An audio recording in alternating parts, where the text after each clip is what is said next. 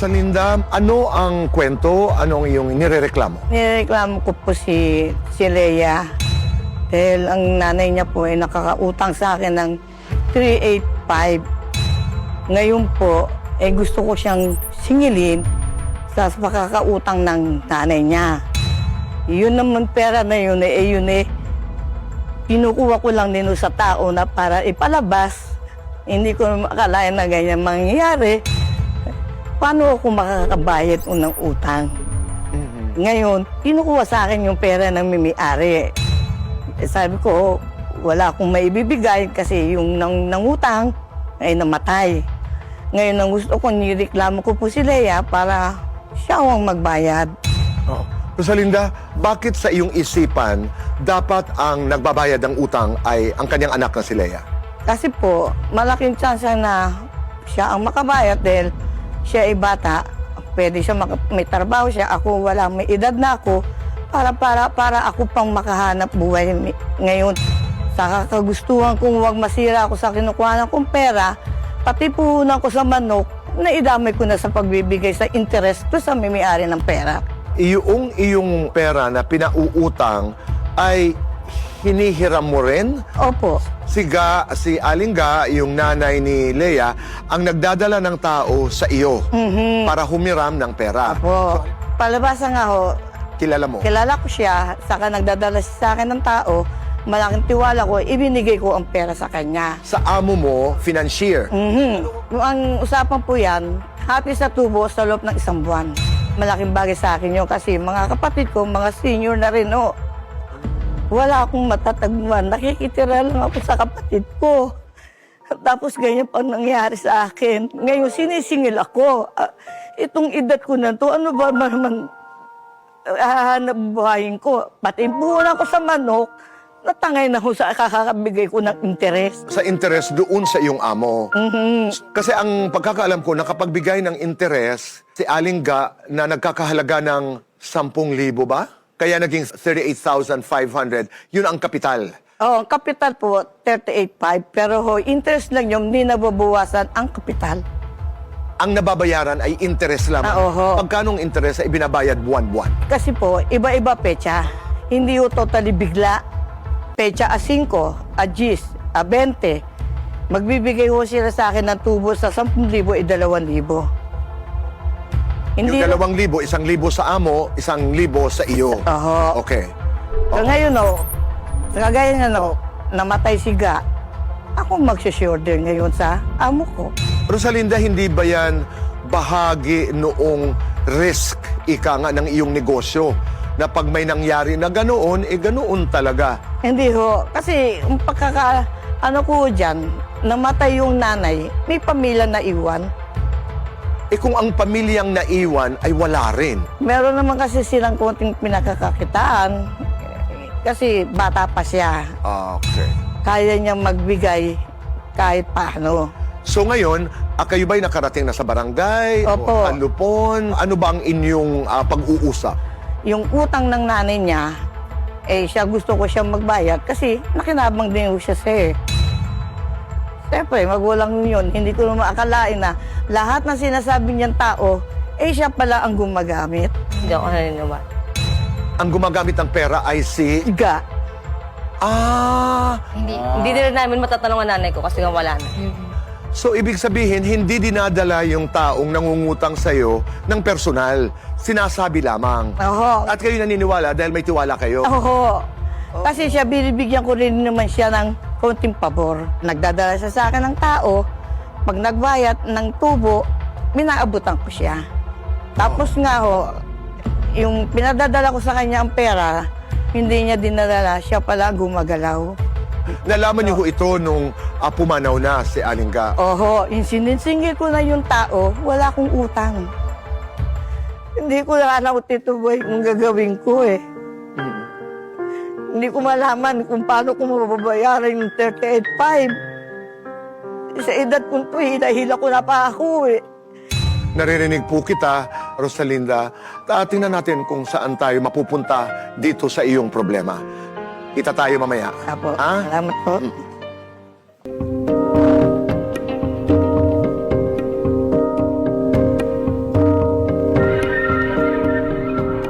Tito Boy,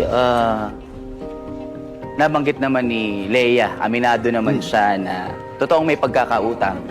Pero hindi po eksakto yung mga amounts na sinasabi. Hindi rin naman niya po mapatunayan kung totoo yun dahil wala na nga po ang kanyang nanay.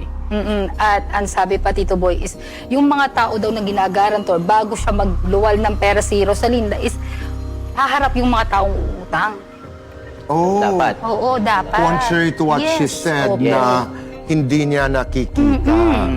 At nung kanyang sinisingil na ay sinabing, wala naman akong... Oo, Yes. imposible daw yun, Tito Boy. Aha, okay. At ang pinaka masakit na part para kay Leia is bakit kami sisigilin? Hindi naman kami yung nangutang sa'yo.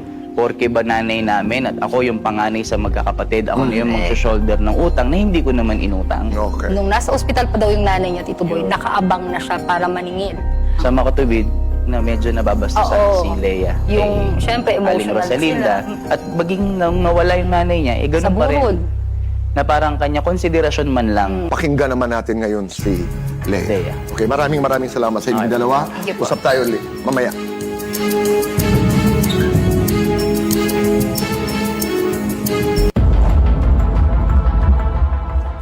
Magandang gabi, Leia.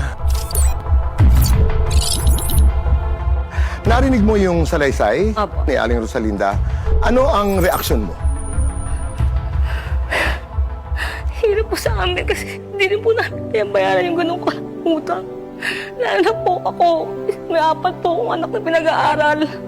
3 pong anak ko nag-aaral, yung anak ko pong gusto. Nagatas at pampers po.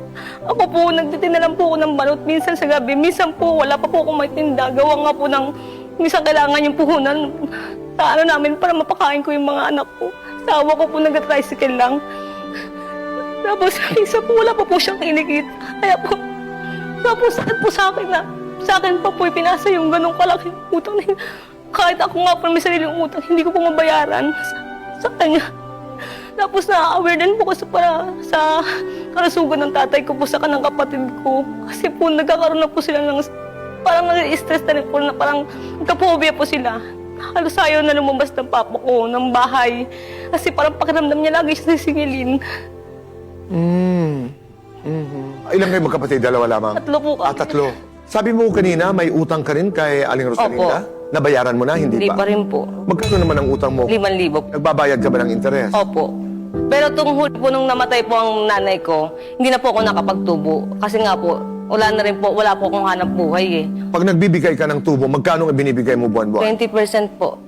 1,000. Opo. Pero hindi mo pa nababawasan ang kapital. Hindi Ika po. nga, ang Hindi po. puhunan. Ika Opo. nga. So nagharap daw kayo sa barangay. Opo. Wala kayong narating na pagkakaunawaan? Lagi ko pong sinasabi sa kanya na hindi ko po kayang bayaran yung ganong kalaking utang. Saka po, bakit po sa akin po ipapasa ang utang ng nanay ko? Patay na po ang nanay ko. Yun po ang tanong ko, kung bakit po sa akin may karapatan po bang ako pang magbayad ng utang ng nanay ko? Katulad din po, wala na po ang nanay ko.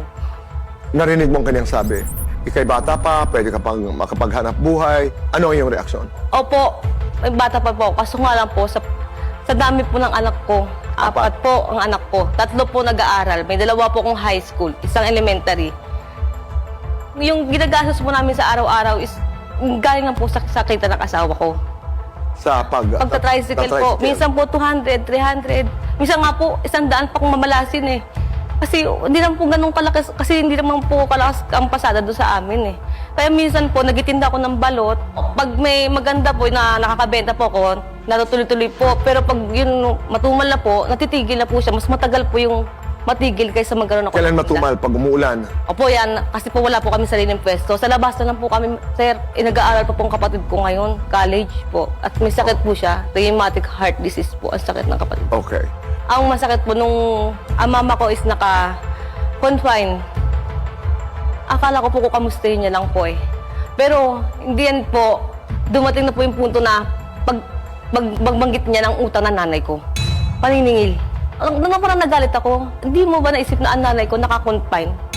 Kami, babalik-balik kami sa hospital. Ang tatay ko hindi makapagtrabaho kasi nga po iyak na iyak ang tatay ko. Na-stress nga po ang tatay ko kasi nga nagkasakit ang nanay ko. Parang, hindi mo ba naiisip, paano kami makakabayad sa'yo? Wala kaming kakayahan magbayad sa'yo sa ngayon. Sabi ko sa kanya, yun po ang inanausap niya. Hindi, nagpapaalala lang po ako. Yun po ang lagi niya, yun lang po sinabi niya sa akin. Tapos, nakaburol po ang mama ko, pinabarangay niya po ako. Dahil nga po, gusto niya ipasa sa akin ng utang na nanay ko. Na ilibing ang nanay ko, pinuntahan niya sa bahay ang tatay ko, pati ang kapatid ko. Gusto rin na, para pinakiusap din sa tatay ko na bayaran din siya.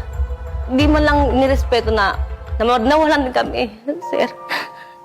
Katulad po na sabi ko sa kanya, kung nabubuhay ang nanay ko, hindi naman tumitigil ang nanay ko. Kumuha ng para mabayaran siya, sir, eh. Lahat ng paraan, kahit kada utang-utang siya sa iba, para lang makabayad din ng another utang. Kaya siguro po nabaw ng nanay ko sa utang. Leia, dasal tayo na sana'y makahanap tayo ng solusyon. Salamat po, Tito Boy. Kita tayo mamaya na. Opo. Okay.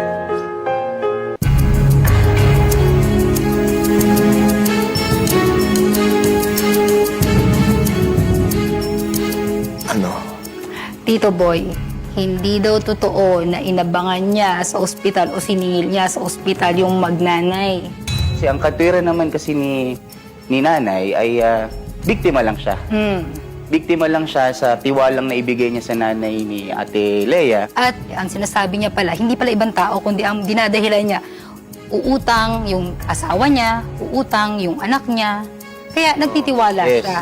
Hindi na kailangan humarap ng mga ginagamit niyang tao. So, wala po siyang ibang choice kundi singilin ng anak. Dahil nga po, anong gagawin niya? Meron din po siyang financer, may amo din siya. Hindi niya alam kung paano rin makakabayad doon. Naipit siya. Okay. Yung importanteng katanungan ngayon na gusto kong masagot, kung namamana nga ba Oo, yun. ang utang? Yan ang malalaman ho natin kasama si Kuya Alan at ang ating mga abogado sa pagbabalik po ng Cayetano in Action with Boy Abunda.